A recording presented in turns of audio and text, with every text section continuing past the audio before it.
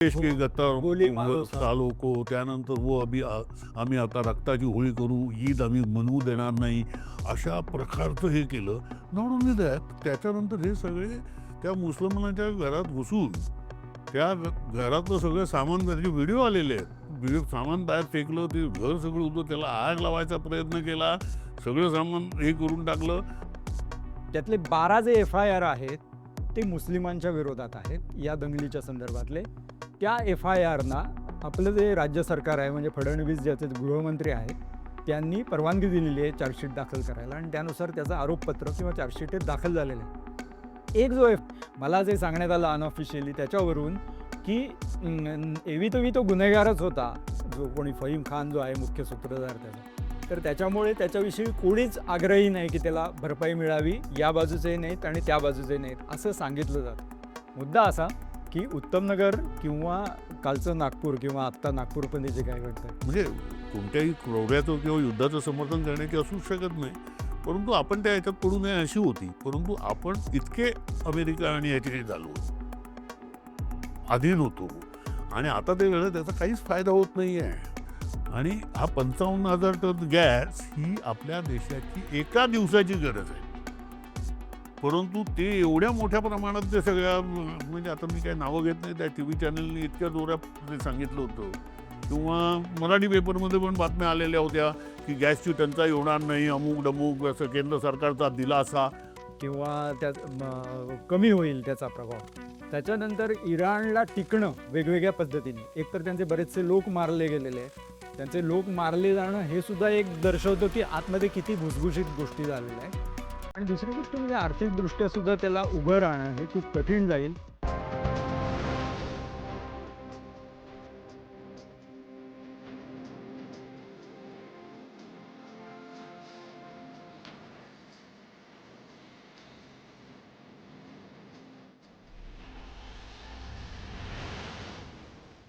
नमस्कार, जनगण मन या कार्यक्रमात पुन्हा एकदा आपलं स्वागत. आजचा हा कार्यक्रम आपण रमजान ईदच्या दिवशी रेकॉर्ड करतो आहे. सगळ्यांना रमजान ईदच्या शुभेच्छा. पण आज दुर्दैवाने देशामध्ये किंवा गेल्या काही वर्षांपासून देशामधलं जे वातावरण आहे ते एकमेकांच्या धर्मांना अशा पद्धतीच्या खुल्या शुभेच्छा देण्यासारखं राहिलेलं नाही, असं दुर्दैवाने म्हणायला लागतं. आणि गेल्या काही दिवसातल्या जरी घटना बघितल्या तरी त्या अशा दिसत आहेत की मुस्लिम धर्मीयांना त्यांचा सण साजरा करणं किंवा त्यांच्या प्रथा परंपरा पाळणं हे दिवसेंदिवस कठीण होत चाललेलं आहे. सार्वजनिक जागी त्यांना कुठल्याही पद्धतीने वावर त्यांचा कमीत कमी कसा होईल हे बघितलं जात आहे. अशा काही घटना गेल्या काही दिवसामध्ये घडलेल्या आहेत, त्याचाच आजच्या या कार्यक्रमामध्ये सुरुवातीला आपण विचार करणार आहोत. अगदी अलीकडे जी घटना घडली, ज्याचा इंडी जर्नलनी त्याच्याबाबत एक स्टोरी केलेली होती, ती म्हणजे पुण्याजवळ जे ऑस्करवाडी आहे गाव, तिथे रमजान ईदचं उपास केल्यानंतर जी इफ्तार पार्टी करण्यासाठी काही मुस्लिम तरुण गेलेले होते, तर त्यांना तिथल्या गावातल्या कथित हिंदू तरुणांनी तिथे बसायचं नाही अशी दमदाटी करून तिथनं हाकलून लावलं. आणि त्याच्याबाबत खूप मोठा वाद झाला आणि नंतर त्याच्या बातम्याही आल्या. अशाच प्रकारच्या घटना ठिकठिकाणी वेगवेगळ्या ठिकाणी आपल्याला घडलेल्या दिसतात. काही दिवसांपूर्वी मशिदीमध्ये किती संख्येने मशिदीच्या बाहेर किती संख्येने नमाज पढायला लोक असावेत याच्याबाबत काही बंदी घालण्याच्या बाबतसुद्धा उत्तर प्रदेशामध्ये आदेश काढण्यात आलेले होते. अगदी अलीकडे दिल्लीच्या उत्तमनगरचंही प्रकरण गाजलेलं होतं. मला असं वाटतं की आपण सुनील तांबे यांच्याकडून त्याच्या संदर्भात अधिक जाणून घेऊया की ही जी प्रकरणं झालेली आहेत की उत्तमनगर असेल किंवा आत्ता मी जी उल्लेख केलेली असेल, तर काय दर्शवतं हे? म्हणजे आपण गेले 10 वर्ष हे सगळं बघतोच आहे की क्रमाक्रमाने हिंदुत्ववादी जे सरकार आहे ते पुढे पुढे एक एक पाऊल टाकत चाललेलंच आहे. पण आता हे जनतेच्या जाणीवेत जाऊन आता जनतेनेच हा मुद्दा हातात घेतलाय असं म्हणता येऊ शकेल का? एक आपण आधी तपशील नीट जाणून घेऊया, मग आपल्याला कळेल ते लोकांपर्यंत काय तू म्हणतोयस ते कसं आहे. दिल्लीमध्ये काय घडलं की जेव्हा होळी होती, त्या होळीच्या दिवशी ते दोन शेजारी आहेत, ते हिंदू आणि मुस्लिम, तर त्यांचं आणि ते 50 वर्षापासून एकमेकांना ओळखतात. म्हणजे इथे राहायला येण्याच्या आधीपासून ते एकमेकांना ओळखतात आणि त्यांच्यामध्ये आपापसामध्ये काही प्रमाणात ताणतणाव, काही प्रमाणात हे आहे. तर त्यावेळेला होळीच्या दिवशी त्या मुस्लिम कुटुंबातल्या एका बाईवरती हिंदू कुटुंबातल्या मुलाने वरून घाणेरड्या पाण्याने भरलेला पाण्याचा फुगा त्याच्या अंगावरती फोडला. त्याच्यावरनं बाचाबाची भांडण सुरू झालं. भांडणच सुरू झालं. आणि त्या भांडणाचं पर्यवसन म्हणजे मग त्याच्यामध्ये हे जे आणि ह्या गोष्टी आम असतात. म्हणजे आपणही बघतो हे नेहमीच होतं. याच्यामध्ये हिंदू मुस्लिम हा काही रंग नव्हता. त्याच्यामध्येच ती पोरं आली, मारामारी झाली आणि त्याच्यामध्ये दुर्दैवाने तो जो एक तरुण मुलगा होता, त्याचं नाव तरुणच आहे, तो ठार झाला. आणि ही अतिशय आता याच्यामध्ये ताबडतोब FIR व्हायला पाहिजे, तो झालेला आहे आणि काही लोकांना अटकही करण्यात आलेली आहे. पण ह्याच्यामध्ये घडलं असं, की हे घडल्यानंतर त्याच्यानंतर खरं हिंदू-मुस्लिम स्वरूप मिळालंय आणि त्याच्यामध्ये मग सगळे जे कार्यकर्ते आहेत, बजरंग दल आणि हे सगळे हिंदू रक्षा समिती वगैरे, वगैरे हे त्या वस्तीमध्ये घुसले आणि त्यांनी मोठमोठ्या म्हणजे मिरवणुका, मोर्चे आणि अतिशय ज्याला असं म्हणतो ती हेट स्पीचेस जी आहेत, म्हणजे अतिशय प्रक्षोभक भाषणं, की ज्याच्यामध्ये गद्दारों को काय आहे ती घोषणा? देश के गद्दारों देश को के गोली गद्दारों मारो सालो. सालों को, त्यानंतर वो अभी आम्ही आता रक्ताची होळी करू, ईद आम्ही मनवू देणार नाही, अशा प्रकारचं हे केलं. नॉट ओन्ली दॅट, त्याच्यानंतर हे सगळे त्या मुसलमानाच्या घरात घुसून त्या घरातलं सगळं सामान, त्याचे व्हिडिओ आलेले आहेत. सामान बाहेर फेकलं, ते घर सगळं होतं, त्याला आग लावायचा प्रयत्न केला, सगळं सामान हे करून टाकलं आणि आता हे जे घडतंय ते आता ते 2 कुटुंबापुरतं राहिलं नाही असं झालं. आणि याच्यामध्ये हे जे सगळे आहेत हिंदुत्ववादी संघटना या त्याच्यामध्ये घुसल्या आणि त्याच्यानंतर एवढा तणाव निर्माण झाला. आता आता इथे पोलिसांनी त्यांचं काम करायला पाहिजे म्हणजे ताबडतोब काही लोकांना त्यांनी हे घेतलं काय हिरासतमध्ये घेतलं, FIR वगैरे दाखल केला, अटक. परंतु आता एक असं आहे, समजा 2 गटांमध्ये मारामारी झाली आहे, तर दोन्ही गटांपैकी प्रत्येक गटाला आतमध्ये घेतलं पाहिजे ना किंवा अटक केली पाहिजे, त्यांच्यावरती गुन्हा दाखल करायला पाहिजे. इथे असं उलटं झालेलं आहे, की इथे फक्त मुसलमानांनाच हे केलेलं आहे. अटक करण्यात आली आहे आणि काय त्याच्यापैकी 2 तर ही आहेत, काय म्हणतात ती अल्पवयीन मुलं आहेत. आता ती मुलांना ते कुठे आहेत मुलं, त्यांना तर काय या पोलीस कोठडीत ठेवता येत नाही. तर त्यांना कुठे ठेवले ही पोलीस त्यांना सांगत नाही आहेत. आता हा सरळ-सरळ मानवी हक्काचा भंगच आहे. त्याच्यानंतरची गंमत म्हणजे पोलीस काय ती कारवाई करतायत, परंतु त्याच वेळेला महापालिकेने काय केलं, तर हे अनधिकृत बांधकाम आहे म्हणून लगेच बुलडोझर आणून तो तोडलं. त्याचा जो अनधिकृत भाग होता तो. ही जे आहे ना, म्हणजे अशा शेकडो, हजारो घटना घडलेल्या आहेत. आणि सुप्रीम कोर्टाने पण ह्या संबंधामध्ये स्वच्छ निर्देश दिलेले आहेत, की असं करायचं नाही. परंतु या निर्देशांचं पालन केलं जात नाही. आणि आपलं सुप्रीम कोर्टही असं गमतीदार आहे, की तो NCERTमध्ये कोणता धडा आहे, त्याची यांनी सुमोटो दखल घेतली आहे. परंतु इथे एवढं आपल्या आदेशांची पायमल्ली होऊन हे सगळं चाललंय, त्याची दखल घ्यावी असं मात्र सुप्रीम कोर्टाला वाटलेलं नाही. दिल्ली हायकोर्टालाही वाटलं नाही. हे अतिशय भयंकर वाटते. आणि हा त्यातला जो भाग आहे ना, की मुद्दा तुम्ही लगेच हे करणं, ही अशी भांडणं होतात आणि ती आपण अगदी हिंदूंमध्ये पण होतात. हा काही फक्त याचा मुद्दा नाही आहे. पण त्याला अशा प्रकारचं रूप देणं आणि म्हणजे आता असं झालेलं आहे, की त्या वस्तीला सगळीकडे बॅरिकेडिंग केलेलं आहे आणि तिकडे तुम्हाला आतमध्ये जायचं असेल, तर तुम्ही तिकडे राहता याचा पुरावा दाखवायला लागतो. म्हणजे तू आणि मी तिकडे जाऊ शकत नाही. परंतु हिंदुत्ववादी संघटनांचे सगळे लोक तिकडे आतमध्ये जाऊन मोर्चे धरणं वगैरे करू शकतात. हा जो सरळ हे आहे, की इथे आपण याचा अर्थ असा झाला, की भारतामध्ये हिंदू हे काहीतरी एक विशेष नागरिकत्व आहे आणि अन्य धर्माचं असणं म्हणजे दुय्यम नागरिकत्व आहे. अशा प्रकारे हे आहे आणि अतिशय भीषण आहे. मला इथे सांगायला पाहिजे, की गेल्या वर्षी बरोबर 1 वर्षापूर्वी 17 मार्चला नागपूरमध्ये आपल्याकडे मोठी दंगल झालेली होती. आणि म्हणजे नागपूरच्या इतिहासात अशा पद्धतीने ज्या भागात दंगल झाली तिथे कधी पूर्वी दंगल झाली नाही अशी.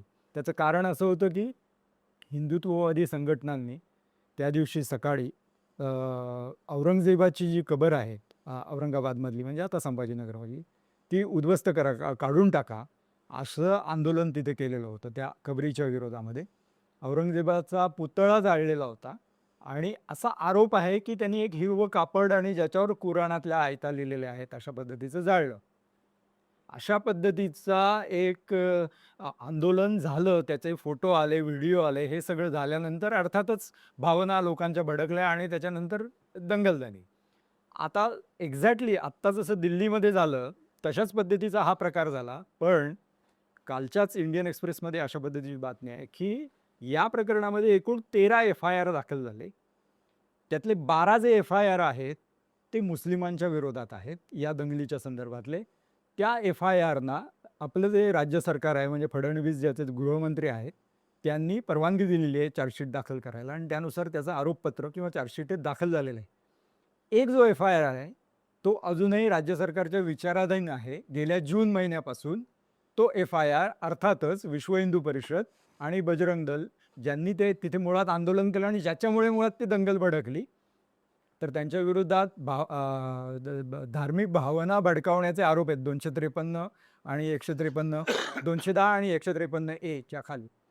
तर याच्या संदर्भात अजूनही राज्य सरकार निर्णय करू शकलेलं नाही की याच्याबाबतच्या चार्जशीटला किंवा आरोपपत्राला आपण परवानगी द्यावी की नाही. त्याच्यामुळे ते रेंगाळलेलं आहे, ते चार्जशीट अजून फाईल झालेलं नाही. तर ही अगदी म्हणजे आपल्या नागपूरमधली गोष्ट आहे. नागपूरमध्ये याच पद्धतीने आपल्याला आठवत असेल, तिथल्या आरोपीचं घर हे महानगरपालिकेने बुलडोझर लावून पाडून टाकलं. नंतर ते घर त्याचं नाही असं निष्पन्न झालं. ते त्याच्या आईच्या नावावर होतं. त्याच्याबद्दल नागपूर महानगरपालिकेच्या अधिकाऱ्यांना कोर्टात माफी मागावी लागली. त्याच्यानंतर मी त्याचा तपास करण्याचा प्रयत्न केला, पण जर का माफी मागितली याचा अर्थ चूक झाली, म्हणजे खरं तर त्यांना भरपाई मिळाली पाहिजे. हो. ती भरपाई मिळाल्याचा कुठलाही आत्तापर्यंत मला तरी उपलब्ध जी माहिती झालेली त्याच्यावर तशा पद्धतीची भरपाई दिली गेली नाही. मला जे सांगण्यात आलं अनऑफिशियली त्याच्यावरून, की एवी तो गुन्हेगारच होता, जो कोणी फहीम खान जो आहे मुख्य सूत्रधार त्याचा. तर त्याच्यामुळे त्याच्याविषयी कोणीच आग्रही नाही की त्याला भरपाई मिळावी, या बाजूचे नाहीत आणि त्या बाजूचे नाहीत असं सांगितलं जातं. मुद्दा असा की उत्तमनगर किंवा कालचं नागपूर किंवा आत्ता नागपूरमध्ये जे काय घडतंय, तर हे सगळे अत्यंत अस्वस्थ करणाऱ्या गोष्टी आहेत आणि हिंदू राष्ट्र जणू अवतरलेलं आहे. आणि जसं तू म्हणालास, हिंदूंना एक विशेष वागणूक या देशामध्ये मिळाली पाहिजे, असा राज्यकर्त्यांनीही एक आग्रह त्यांच्या पातळीवर सुरू केलेला आहे आणि जनताही ते मानायला मला वाटतं हळूहळू सुरुवात झालेली. हळूहळू म्हणा काय, किंवा एकूणच मोठ्या प्रमाणात सुरुवात झाली. मला नाही वाटत जनता असं काय करते. इथे काय झालेलं आहे की जनतेचं प्रतिनिधित्व करण्याचा दावा करणारे जे लोक आहेत, आहे. मग ते काय हिंदुत्ववादी संघटना असतील किंवा हे असतील, सरकारचं आश्रय असल्यामुळे ते तसा दावा करतात. याच्यामध्ये मला असं वाटत नाही की सर्वसामान्य हिंदूंना हे आवडतंय. कारण कोणत्याही म्हणजे मला असं वाटतं प्रत्येक धर्माचे लोक असतील तर म्हणजे मी हिंदू धर्माचा आहे आणि आमच्यावरती असेच संस्कार केले बाबा की कोणावरती अन्याय करू नये, खोटं बोलू नये, नेहमी खरं बोलावं, चांगलं वागावं, दुसऱ्याचा आदर करावा, जो आजारी माणूस असेल त्याला हे द्यावं, त्याची सेवा करावी, किंवा रस्त्यामध्ये किंवा कोण असा हा माणूस अपघात झाला असेल कोणाला तर मदत करावी, असेच संस्कार जनरली करतात. आणि हे जे आईवडिलांचे जे संस्कार असतात तर सगळ्यांचे आईवडील असेच संस्कार करतात, हिंदू असोत किंवा मुसलमान. हे जे चालू आहे हे वेगळं आहे.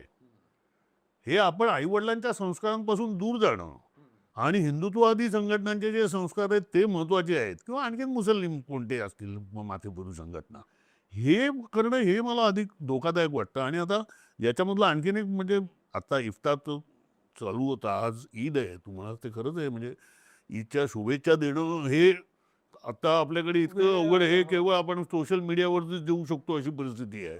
कारण प्रत्यक्ष जगण्यामध्ये हे सगळा जो काही हा होता एक सलोखा सद्भाव होता, तो जाळून टाकण्याचं काम सध्या सुरू आहे. म्हणजे इफ्तारची पार्टी आता या ऑस्करवाडीचं सांगितलंच, ते वाराणसीला काही लोकांनी गंगेवरती पार्टी केली म्हणून त्यांना तुरुंगात टाकलंय, म्हणून त्यांना पोलीस कोठडी. म्हणजे गंगेवरती हे नाही खायचं, म्हणजे त्या गंगेमध्ये तुम्ही प्रेत सोडता, ती प्रेत काय जिवंत असतात. परंतु हे अशा प्रकार जो आहे आणि हे आपलं म्हणजे हे जमता वाढत गेलं आणि त्याच्यामुळे असं झालंय की त्याच्यामुळे अन्य जे म्हणजे मला तर असं वाटतं की हिंदूंना त्यांचे जे कोणते ऐहिक प्रश्न आहेत ना रोजचे जगण्याचे, गॅस मिळत नाही आहे, हे महाग होत आहे वगैरे वगैरे, ह्याच्याशी त्यांना काही पडलेलं नाही आहे. आणि हे अतिशय वाईट गोष्ट आहे असं मला वाटतं. मला असं वाटतं की लहानपणापासून हिंदूंना जी काही शिकवण मिळालेली आहे आणि त्यांची जी काही सत्सद बुद्धी आहे ती, आणि आजची त्यांची राजकीय सत्सद बुद्धी ही काही नवीन त्याची फारकत व्हायला लागलेली आहे, तशी कमीत कमी व्हावं किंवा तशी होऊ नये अशी ही आपण प्रार्थना करूया या निमित्ताने. जनगणमनमध्ये पुन्हा एकदा आपलं स्वागत. 28 फेब्रुवारीला गेल्या इस्रायल आणि अमेरिका यांनी इराणवर हल्ला केला आणि तिथपासून आखातामध्ये मोठं युद्ध सुरू झालं. त्याचा 3रा आठवडा चालू आहे आणि हे युद्ध कुठल्या दिशेने जात आहे हे अजूनही म्हणजे ते दिशाहीन झालेलं आहे की काय अशा पद्धतीची चर्चा आहे. या युद्धाच्या संदर्भातल्या ज्या भूमिका आहेत त्या बदलत गेलेल्या आहेत सगळ्या देशांच्या. युरोप किंवा अमेरिकेचे जे सहकारी होते ते सुरुवातीला थोडेसे नाखुश होते, पण इराणमध्ये राजवट बदलाबाबत त्यांचा पाठिंबा होता. पण नंतर जसजसं ट्रम्प यांनी ज्या पद्धतीच्या भूमिका घेतल्या त्याच्यानंतर त्यांनी त्याला विरोध केलेला आहे. भारताची ही भूमिका या संदर्भामध्ये बदलत गेलेली आपल्याला दिसते. त्याच्या संदर्भात सुरुवातीला थोडी चर्चा करायची. सुनील, भारताच्या भूमिकेविषयी काय सांगशील? भारताची भूमिका पहिल्यांदा अशी म्हणजे आपल्याला माहितीच आहे की युद्ध सुरू होण्याच्या अगोदर आदल्या दिवशीच पंतप्रधान नरेंद्र मोदी यांनी इस्रायलच्या पंतप्रधानांची भेट घेतलेली होती आणि जवळपास म्हणजे पाठिंबा दिला. म्हणजे त्यांना माहिती असणारच ना, म्हणजे सगळीकडे वातावरणात होतंच. आणि त्याच्यानंतर सगळ्यात 2-3 गोष्टी महत्त्वाच्या आहेत. एक तर खामेनी म्हणजे जो इराणचा सर्वोच्च धर्मगुरू आहे, त्यांची हत्या झाल्यानंतरही भारताने निषेध नोंदवायला 3 दिवस गेले. निषेध म्हणजे शोकसंदेश जाऊन लिहिणं, त्याच्यासाठी 3 दिवस घेतले. त्याच्याशिवाय तो जो शाळेवरती हल्ला केला आणि त्याच्यामध्ये जी मुलं मारली गेली याचाही निषेध भारताने केलेला नव्हता. म्हणजे भारताने त्यावेळेला भारताची अशी धारणा होती की जणू काही आता म्हणजे हे इराकसारखं काही दिवसात एक युद्ध संपेल आणि सगळं आबादी आबाद होईल असंच त्यांना वाटत होतं, म्हणून त्यांनी ती बाजू घेतली. पण त्याच्यानंतर जेव्हा ते 2 आठवडे वगैरे लांबायला लागलं, त्याच्यानंतर एस जयशंकर आपले परराष्ट्रमंत्री हे इराणच्या परराष्ट्रमंत्र्यांशी बोलायला लागले. आमचे मग काय नरेंद्र मोदी त्या इराणच्या अध्यक्षाशी बोलले. असं हे नंतर हळूहळू त्यांनी आता ते सुरू केलं आणि आता असं आम्ही युद्ध हे जे आहे ना, आता भारताच्या हे लक्षात आलेलं दिसतंय की पहिल्यांदा जी भूमिका घेतलेली होती म्हणजे आपली आत्तापर्यंतची भूमिका ही नेहमीच या म्हणजे कोणत्याही क्रौर्याचं किंवा युद्धाचं समर्थन करण्याची असू शकत नाही, परंतु आपण त्या ह्याच्यात पडू नये अशी होती. परंतु आपण इतके अमेरिका आणि याच्याशी झालो अधीन होतो आणि आता ते वेळेला त्याचा काहीच फायदा होत नाही आहे. म्हणजे हे ज्या मोठ्या बातम्या देत आहेत, कारण जेव्हा आपल्याकडे याची टंचाई जाणवायला लागली गॅसची, LPGची, तेव्हा इकडे कुठे हे झालं आणि ती कोणती एक टँकर आला म्हणजे एक टँकर जो आला काय ते शिवालिक. तर शिवालिकवरती किती होतं तर 55,000 टन गॅस होता LPG. आणि हा 55,000 टन गॅस ही आपल्या देशाची एका दिवसाची गरज आहे. परंतु ते एवढ्या मोठ्या प्रमाणात ते सगळ्या म्हणजे आता मी काही नावं घेत नाही, त्या TV चॅनलनी इतक्या जोरात ते सांगितलं होतं किंवा मराठी पेपरमध्ये पण बातम्या आलेल्या होत्या की गॅसची टंचाई होणार नाही, अमुक डमुक असं केंद्र सरकारचा दिलासा. अशा बातम्या पेरल्या जात होत्या, आजही पेरल्या जात आहेत. आणि वस्तुस्थिती काय आहे ही मात्र लोकांना सांगितली जात नाही आहे. खरं तर आपण सगळं 90% LPG आपण तो तिकडनंच आयात करतो, कारण पेट्रोल मिळणं वेगळं पण म्हणजे LPG वेगळा. परंतु हे असं आपल्याकडे सांगितलं जात नाही आणि आता जेव्हा चटके बसायला लागले, तेव्हा कुठेच आणि इराणने तर आता जाहीरच केलं आम्ही प्रत्येक बोटीला अप्रुव्हल घ्यायला लागेल. ब्लँकेट परमिशन फक्त त्यांनी चीनला दिलेली आहे. चीनसाठी मात्र चीनच्या सगळ्या नौका जातील. परंतु आपल्याकडे बातम्या अशा की भारतीय तिरंगा लावून नौका बाहेर पडल्या आणि आता आपण तिकडे एकाने बातमी दिली होती एका चॅनेलने की ही जी आहे भारतीय नौसेनेची पण जहाजं तिकडे युद्धनौका गेलेल्या आहेत आणि आम्ही कोणत्याही टोकाला जाऊ असा काय काय वाटेल ते लिहित असतं. म्हणजे आपण कशाला त्या युद्धात पडायचंय. आणि हे मला म्हणजे भारताची भूमिका आता त्यांना म्हणजे जे काही अमेरिका आणि इस्रायल धार्जिणे झालेलं होतं ते सरकारला आता जाग यायला लागले की हे आपल्या अंगाशी येईल. आणि आता हळूहळू भारताची भूमिका पुन्हा पूर्वीसारखी, म्हणजे जी त्यांना आवडत नाही, परंतु जी नेहरूंची भूमिका होती तिकडेही यायला लागलेली दिसत आहेत. मला याच्यात 2 मुद्दे मांडायचे होते. एक असा की सुरुवातीला ज्यावेळेस ट्रम्पनी हल्ला केला, इस्रायलने हल्ला केला, त्यावेळेस इराण ही एक राक्षसी शक्ती आहे आणि आपण त्याचा 1-2 दिवसामध्ये निःपात करू. ही धर्मांध लोक सगळे राजवट आहे आणि अर्थातच जग विरोधात असणार अशा राक्षसी शक्तींच्या. त्यामुळे न्यायाची जी काही भूमिका आहे ती आपल्या बाजूला आहे, असा ट्रम्प आणि इस्रायलचा दावा होता. आता जर का तिसऱ्या आठवड्यात बघितलं तर या सगळी बाजू बरोबर उलटी झालेली दिसते. म्हणजे अन्यायाची जी काही सगळी तमाम बाजू आहे ती ट्रम्प आणि इस्रायलच्या बाजूला गेलेली दिसते. ज्याचा तू उल्लेख केलास, त्या शाळेतल्या 160 मुलींना मारणं असेल किंवा लोकांच्या हत्या असतील किंवा नागरिकांना त्रास असेल. इव्हन आखातामधला स्वतःच्याच मित्र देशांच्या गॅस आणि याच्या प्रकल्पांवर सुद्धा त्यांनी हल्ले केलेले. त्याच्यामुळे ते दुरावलेले आहेत. ब्रिटन, जर्मनी, फ्रान्स, कॅनडा हे जे त्यांचे ठाम मित्र होते, ते दुरावलेले आहेत. ते या युद्धात त्यांच्या बरोबरीने येऊ इच्छित नाहीत. त्याच्यामुळे आणि ते सातत्याने वेगवेगळी कारणं त्याच्यासाठी सांगतायत, की हे काही ज्या पद्धतीने ट्रम्प खेचत नेत आहे किंवा ट्रम्पच्या एका जो केंट नावाचा त्यांचा जो दहशतवादी विरोधी गटाचा प्रमुख होता, त्यांनी राजीनामा देताना हे सांगितलेलं आहे, की हे मुळामध्ये इस्रायलने आपल्यावर लादलेलं युद्ध आहे आणि हे काही मला कारणच पटत नाही वगैरे. तर ट्रम्पचा इतका जवळचा अधिकारी या पद्धतीने सांगायला लागले. त्यामुळे न्याय आणि अन्यायाच्या ज्या बाजू होत्या त्या आता विरुद्ध झालेल्या आहेत. हा एक मुद्दा. आणि दुसरा मुद्दा असा आहे, याच्यामध्ये एक सांगायला पाहिजे, की सर्वसाधारणपणे जो मार खात असतो त्याच्या बाजूला आपण पत्रकार साधारणपणे उभे राहत असतो. पण या युद्धामध्ये इराण ज्यावेळेस उतरलं, त्याच्या अगोदरच इराणची परिस्थिती खूप बिकट झालेली होती. त्याच्यात 2 गेल्या वर्षभरामध्ये ज्या गोष्टी होत्या त्याच्यामध्ये एक म्हणजे त्यांच्याकडची भीषण पाणी टंचाई आणि दुसरी गोष्ट म्हणजे कमालीची महागाई, म्हणजे चलनवाढीचा दर तो 36% 50% असा झालेला होता. आता या हल्ल्यामुळे इराण एक राहिलेला आहे आणि त्यांनी एक दिलाने याला उत्तर दिलेलं आहे आणि त्याच्याचमुळे असं एक चित्र निर्माण झालेलं आहे की हे पराभूत होतील. पण ज्या क्षणी कुठल्या ना कुठल्या कारणामुळे हे युद्ध थांबेल किंवा त्या कमी होईल त्याचा प्रभाव, त्याच्यानंतर इराणला टिकणं वेगवेगळ्या पद्धतीने, एकतर त्यांचे बरेचसे लोक मारले गेलेले आहेत. त्यांचे लोक मारले जाणं हे सुद्धा एक दर्शवतं की आतमध्ये किती भुसभुशीत गोष्टी झालेल्या आहेत. आणि दुसरी गोष्ट म्हणजे आर्थिकदृष्ट्या सुद्धा त्याला उभं राहणं हे खूप कठीण जाईल.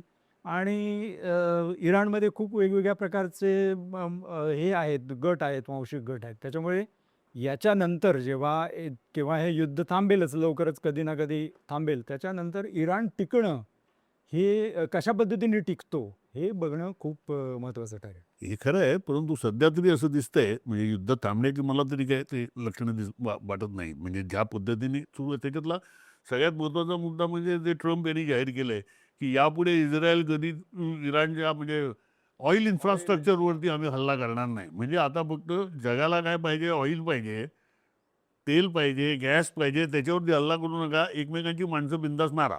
अशा प्रकारचं ते सुरू आहे आणि याच दिशेने ते पुढे जाईल असं मला वाटतं. बरोबर.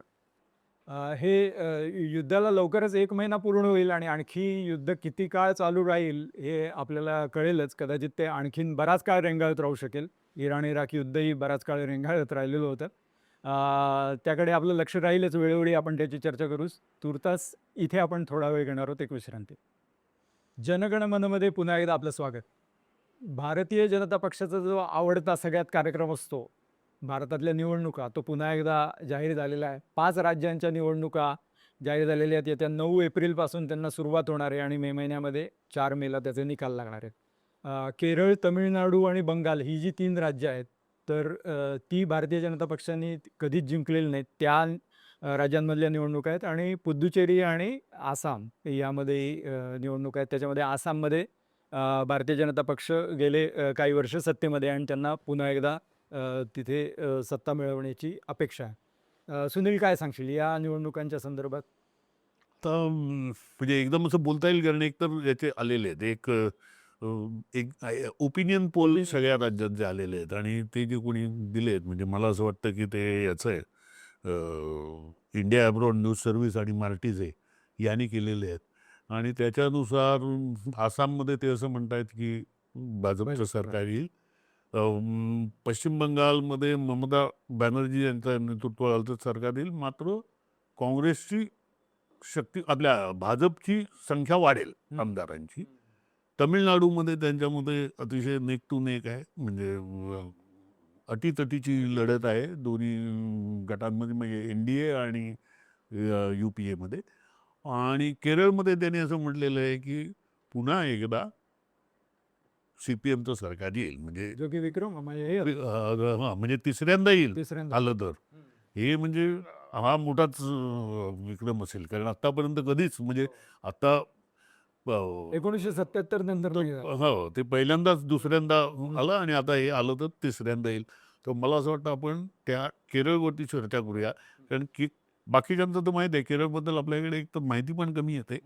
आणि त्यामुळे त्या केरळचे काय हे आहेत वेगवेगळे, म्हणजे डाव्या लोकशाही आघाडीची सामर्थ्य कोणतं आहे आणि संयुक्त लोकशाही आघाडीचं जे काँग्रेसच्या नेतृत्वाखाली आहे त्याचं सामर्थ्य काय आहे, त्यांच्या विकनेसेस काय आहेत, त्यांच्या कमजोरी काय आहेत, आणि तिसरीकडे भाजपचं नेमकं तिकडे काय चाललंय, याच्यावरती आपण चर्चा करू. मला वाटतं पिनाराईचं जे सरकार आहे, मार्क्सवादी कम्युनिस्ट पक्षाचं नेतृत्वाखालचं, गेल्या वेळेस कोरोनाची पार्श्वभूमी होती, म्हणजे गेल्या वेळेच्या ज्या निवडणुका झाल्या त्याच्यामुळे, आणि कोरोनामध्ये त्यांनी जे चांगलं काम केलेलं होतं त्याच्यामुळे त्यांना यश मिळालं. मार्क्सवादी कम्युनिस्ट पक्ष एकीकडे, त्यांच्या प्रणित डावी आघाडी, आणि दुसरीकडे काँग्रेसची आघाडी, यांच्यात आलटून पालटून कायम सत्तापालट होत आलेला आहे. भारतीय जनता पक्षाने शिरकाव करण्याचा किती जोरदार प्रयत्न केलेला असला तरी आत्तापर्यंत त्यांना यश मिळालेलं नव्हतं. पण 2024च्या लोकसभा निवडणुका हा एक ज्याला वॉटरशेड म्हणता येईल, किंवा निर्णायक बदल करणारा, कारण एकतर त्यांचे खासदार निवडून आले तिथून, आणि अगदी अलीकडे झालेल्या ज्या स्थानिक स्वराज्य संस्थांच्या निवडणुका आहेत, तर त्याच्यामध्ये भारतीय जनता पक्षाला मोठं यश जरी मिळालेलं नसलं तरी त्यांची टक्केवारी वाढलेली आहे. आणि शेवटी असं असतं की गडावर झेंडा लावणं हा जो एक प्रकार असतो, तसं तिरुवनंतपुरमच्या महापालिकेमध्ये भारतीय जनता पक्षाला जास्त यश मिळाल्यामुळे, जागांमध्ये खूप फरक नाहीये, पण सत्ता त्यांची आल्यामुळे त्यांना त्याचा मोठा गवगवा करता आला की बाबा केरळमध्येही आम्ही आता मोठ्या प्रमाणामध्ये यश मिळवतोय. त्यामुळे मला असं वाटतं की यावेळेस बघण्याची गोष्ट ही असेल, भारतीय जनता पक्षाचा प्रयत्न असा आहे की आपण ही जी आघाडींचा जो खेळ आहे, एकदा काँग्रेस आणि एकदा डावी आघाडी, याच्यामध्ये आपण निर्णायक भूमिका बजावू, किंवा आपण अशा परिस्थितीत असू, अशा जागा संख्या आपल्याला मिळावी की आपल्याशिवाय सरकार स्थापन होऊ नये. ते होईल का याच्याविषयी खूप शंका आहेत, त्याच्यात अनेक अडचणी आहेत. याचं कारण भारतीय जनता पक्षाला वरवर बघता किंवा हेडलाईन मॅनेजमेंट करता आलेली आहे भरपूर या सगळ्या ह्याच्यामध्ये, पण त्यांना समाजामध्ये किती खोलवर रुजता आलेलं आहे याच्याविषयी आतापर्यंत शंका आहे. कारण इव्हन स्थानिक स्वराज्य संस्थांच्या निवडणुकीत सुद्धा त्यांना आपण फक्त एवढं आकडेच बघूया ना, आकडे बघूया की याच्यामध्ये 2006 साली भारतीय जनता पक्षाला केवळ 4.75% मतं मिळालेली होती, आणि 2021च्या निवडणुकांमध्ये 11.3% मतं मिळाली. 60% मतं वाढली. आता त्यांचा हा टक्का आपला कसा वाढवायचा एवढाच त्यांचा प्रयत्न आहे. आणि त्या पलीकडे मला भारतीय जनता पक्षाचा तिकडे काही फार मोठा आधार आहे असं वाटत नाही. म्हणजे आता त्यांची जी सगळी नजर ही झालेली आहे, आणि डाव्या आघाडीचं म्हणशील तर डाव्या आघाडीचं प्रामुख्याने ज्या जमेच्या बाजू आहेत ना, त्याच्यापैकी एक म्हणजे इन्फ्रास्ट्रक्चर प्रोजेक्ट्स. विळिंजम बंदर जे आहे ते मोठ्या प्रमाणात त्याच्यामध्ये अदानी पण आहे ना, 68% तर याचं आहे, केंद्र राज्य सरकारची इन्व्हेस्टमेंट आहे. अदानीची कमी आहे, सिर्फ राज्य सरकारचं. त्यामुळे ह्या अदानीच्या प्रोजेक्टमध्ये हा एक फरक आहे. आपण जरी बोललो तरी की इकडे 60% वगैरे, 60पेक्षा जास्त, 60%पेक्षा जास्त राज्य सरकारचं आहे, अदानीचा एवढा नाही आहे. तर ते त्याच्यामुळे जी काही मोठ्या प्रमाणावरती तिकडे उलाढाल होईल आणि हे होईल, म्हणजे कंटेनरची वाहतूक वगैरे. दुसरा एक आहे तो म्हणजे मेट्रो. तिसरा आहे तो वॉटर मेट्रो, म्हणजे जलवाहतुकीचा. हे जे 3 प्रोजेक्ट आहेत, ही त्यांची सगळ्यात मोठी जमेची बाजू आहे. आणि मला असं वाटतं कमकुवतपणा म्हणजे सगळ्यात महत्त्वाचं म्हणजे CPMच्या केडरमधून लोक फुटायला लागलेले. म्हणजे किती 4 का 5? 4 आमदार सीपीएमचे चे- आणि 2 2 सीपीआयचे. CPI भारतीय जनता हो, पक्षामध्ये हो. म्हणजे काँग्रेसमध्ये जात होते इतकी वर्ष, पण ते भारतीय जनता पक्षात जावेत आणि 4-4, 3-3, 4-4 वेळा निवडून हो, आलेले हो, आमदार हो. हे तिकीट मिळालं नाही किंवा अन्य काही नाराजीमुळे भारतीय जनता पक्षात जावेत. ही म्हणजे राज्याचा मानसिकता किंवा मानस बदलत आहे की काय हम्म. असं वाटायला लावणारी गोष्ट आहे. तर त्याच्यामुळे त्याचा किती तो टक्क्यात फरक दिसेल तो बघावा लागेल आपल्याला त्या ह्याच्यावर. आता एक तर नेमोम मतदारसंघ जो आहे त्याच्यामध्ये म्हणजे केरळ प्रदेश भारतीय जनता पक्षाचे अध्यक्ष राजीव चंद्रशेखर निवडणूक लढवत आहेत.